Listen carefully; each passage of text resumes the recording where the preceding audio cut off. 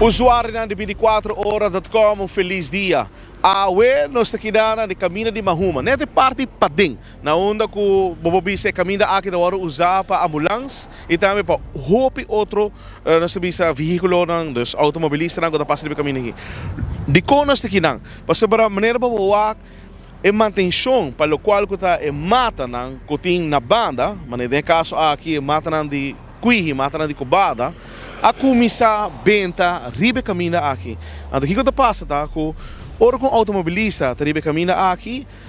O que está sucedendo é que hala para mata voral com se tem gente tem auto novo, também hala tiki, para se é mata no dar spill of algo outro. Pero no mesmo momento, está traz peligro em tráfico, para sobre botar auto contrário com tabini. Dus nós aqui na papel instância não concerni, é só não podemos manter nossa visa caminha, para por favor, caminha aqui de Mahuma parte para dentro, por favor, faça mantenimento para o qual que trata de matar aqui quando traz peligro. Vamos prevenir desgraça, com o por bem no futuro, para motivo de manutenção de lo qual que trata de matar.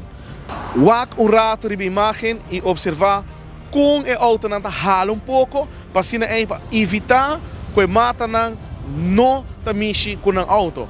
Também sei mesmo está pedindo mais instância não concernir para por favor bem fazer a manutenção necessária para evitar desgraça. Ribe caminho aqui nete parte para Mahuma, direção para Guayaca.